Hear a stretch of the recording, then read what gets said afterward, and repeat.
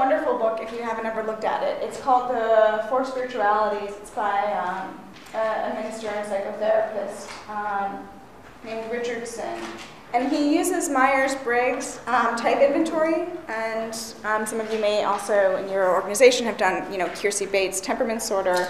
But one of the points Richardson makes in this really excellent book is that ideally people's self-care practices and regimen would be tailored to who they are as unique individuals, and with respect for their temperamental needs. So in the same way that, we sometimes correct for other people's problems, we sometimes work really hard on things that are already our strengths, that are already kind of native gifts of ours. Sometimes it's good to deepen that. Other times it's really important to be conscious of what our growing edges are. There's also this very specious distinction which sets my nerves on edge about the spiritual and religious. So when I thought about what to title this presentation, Spiritual Self-Care, I had this notion that that self-care was a subset of spirituality, as much as spirituality was a subset of self-care. But this spiritual but not religious was really first articulated in the context of the 12 steps of AA. And I just wanted to revisit the language around the 12 steps because it is exceedingly religious language. It's theistic in its orientation, certainly. But it also has a spirituality that is definitely oriented to what's called the higher power or the God of our understanding. So the steps I excerpted here were 2 and 3 and 11 and 12. It seems to me that in a lot of 12-step spirituality, there is this healthy appreciation for both and. Prayer and meditation being spiritual and religious, and that these are not kind of mutually exclusive truths. The way they get set up, I think, in sometimes the more popular, less informed conversations about being spiritual but not religious. I call this spiritual self-care, but for some people, spiritual self-care may be really about religious grounding. So I don't want to fall prey to the nomenclature today that's really fashionable. Abraham Maslow is very well known for his hierarchy of needs, and the idea is that once you meet all your basic needs, then you would move towards self-actualization, and transcendence.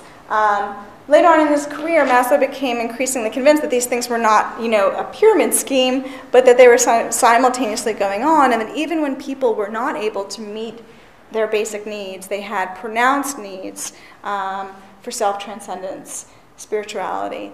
And he talks a great deal about this in his little book called Religions, Values, and Peak Experiences.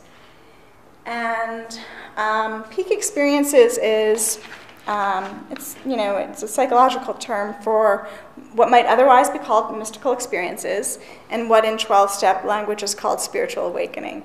And what Maslow says in this book is that people have peak experiences all over the place. They just don't have the time or the inclination to really notice them. And they don't create the space for them to expand in their lives.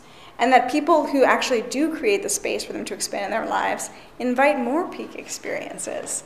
And that there's this kind of self-validating experiential quality to any peak experience.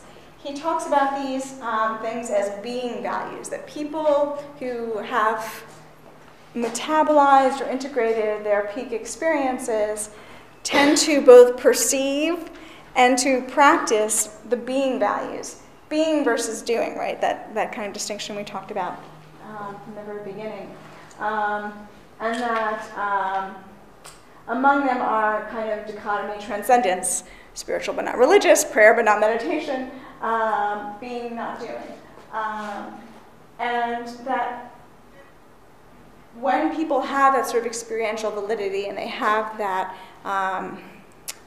internal sense of truth, there is a kind of self-sufficiency that they arrive at, which doesn't make them poorly related. it just makes them squarely located in self. And I think it's a little bit paradoxical to teach people spiritual self-care from this place of extreme inadequacy. Like, you need to practice self-care because you're all kinds of broken and you're lacking this and you're lacking that. And if only we could, fill that hole in your soul, then you might feel better. And of course, what this totally skips over is like a generative healing impulse. And Maslow says that when people have peak experiences, although they experience that as something that comes to them unbidden as a spiritual gift, that it increases their sense of having enough, being enough, doing enough, and that doesn't make them complacent, that in turn actually makes them generous. So how do you have peak experiences? It's hard to have them. The trains do not run on time. So it's hard to have them on a set schedule. But you can certainly create these conditions that support both the peak experience and also the appreciation of the peak experience. So a lot of this is stuff that is so hugely countercultural. It's like slowing down, doing less. Gary talked about screen time. I think screen time is a blessing and a curse. What does it mean for us to constantly be barraged by images and information? When are we sort of overfull, overstimulated, exhausted, spent, depleted? If you're exhausted, spent, depleted, you can't even take in what's really coming your way any longer. How do we practice these things that are countercultural in contexts that will not nurture them and may be actively hostile to them? I think that's worth exploring. So here are some key ways to improve conscious contact in the pursuit of spiritual self-care. There are kind of broader ways of actually applying these practices. Lynn had asked me before we started this morning to talk some about my own self-care practice. One of my best self-care practices was actually a standing poker game that I had. And it was called Church Ladies Poker Night. And everyone who was in the poker game was either a religious educator or a minister or, worked in some kind of church or lay leader capacity. And it was a ferocious, ferocious poker game. The language was not nice, the stakes were high. And that was so therapeutic for all of us who were recognizable as church ladies to be kind of rounded out in that context. And so, when I thought about what was my Sangha, or what was my satsang, or what was my company of the wise, it was really my poker game. So I want to offer the possibility that, a lot of you may be practicing this in ways that are not so pious. I think we get really distracted by piety. And we might be practicing them in ways that are sort of more earthy and unexpected. So are there things on the list that people themselves do with much success? Yeah. This is a reading list that's actually a pretty good general reading list. Like you could give these books to your congregants, you could give them to your clients. They were not, How to Survive Vicarious Trauma for Clinicians.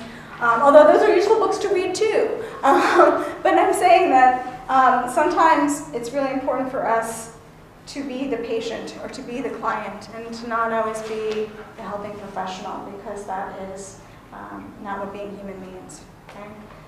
Questions and answers.